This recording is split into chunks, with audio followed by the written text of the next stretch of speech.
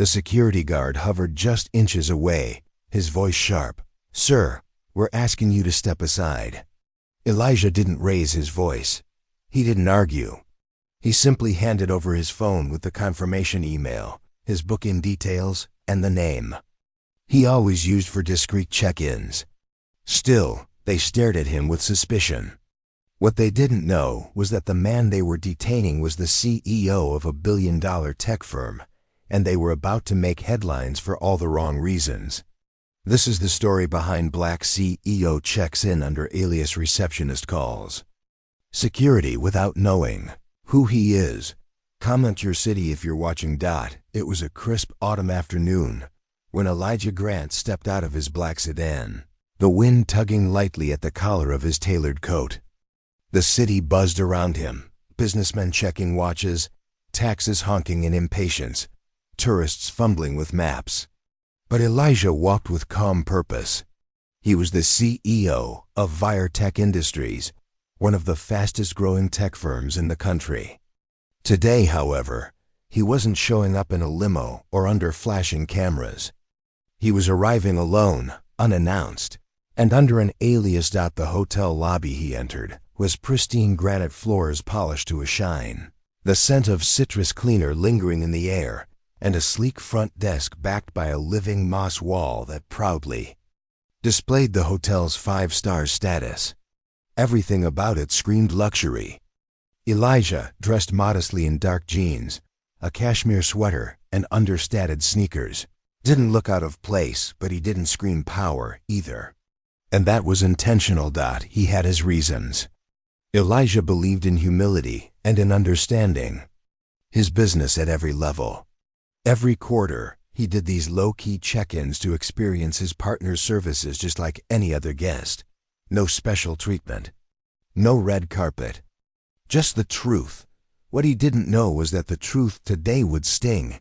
He stepped up to the counter and gave his alias. The name Eric Daniels, the one he always used for these visits. The receptionist barely looked up. She scanned him. Once, eyebrows slightly raised, fingers pausing on the keyboard. There was a flicker of tension, so small it was easy to ignore.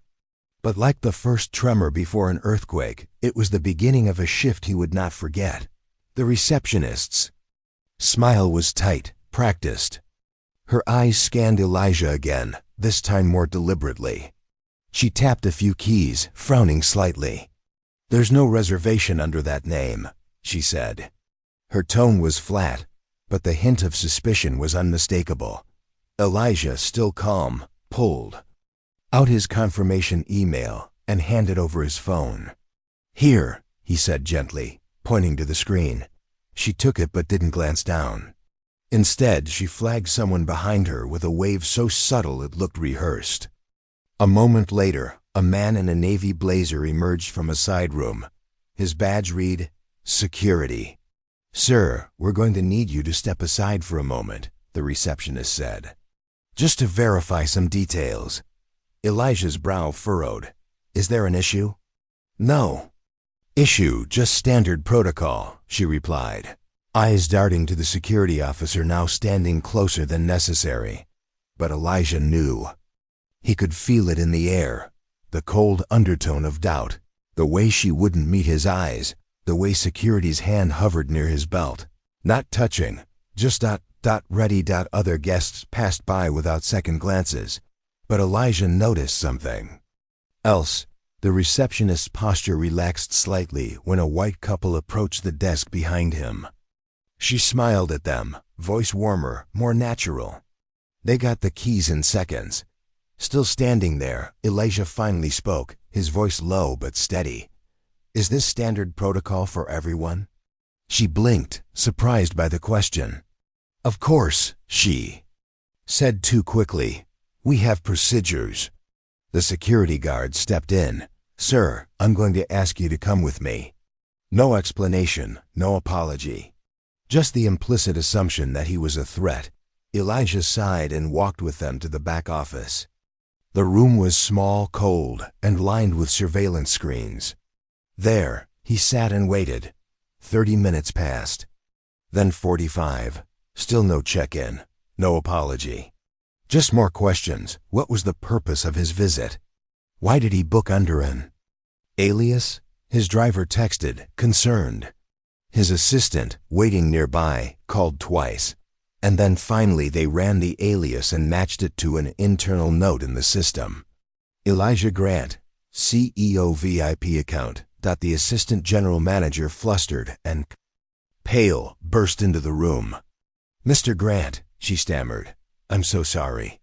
There's been a terrible misunderstanding." But the damage was done.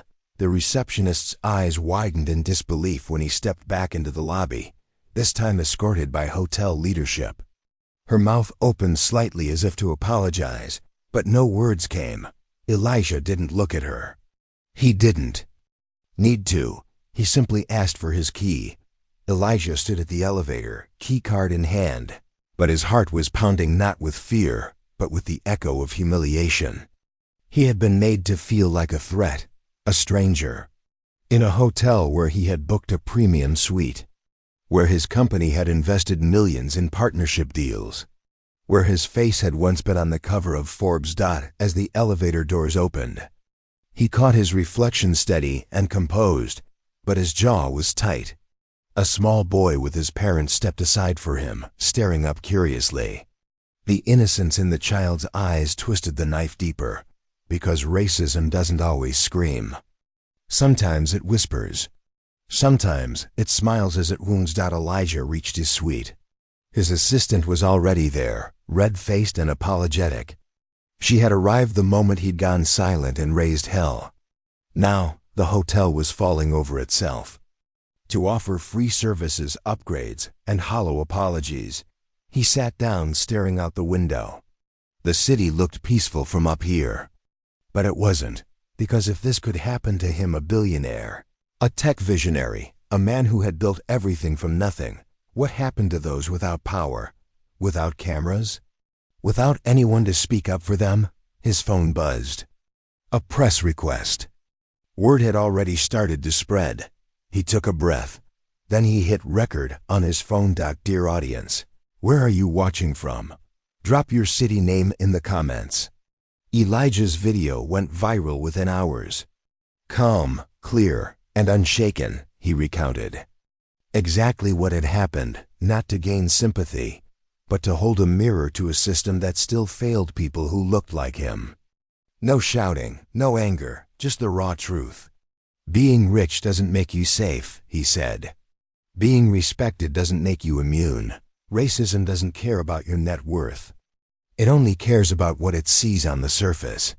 The hotel issued a public apology, suspended the receptionist, and launched new training protocols. But for Elijah, it wasn't about punishment. It was about awareness, about change. He used the attention to announce a new program, Behind the Desk, designed to train hospitality workers in racial sensitivity, unconscious bias, and equitable service. He partnered with hotels, airlines, and retail giants, ensuring that the next time someone like him walked in, they wouldn't be profiled before being greeted. But more than policy, it was the stories that poured in, messages from people who had been dismissed, followed, detained, humiliated. His inbox overflowed. And he read everyone, because this wasn't just about him. It was never just one incident. It was a pattern, one that needed to be broken.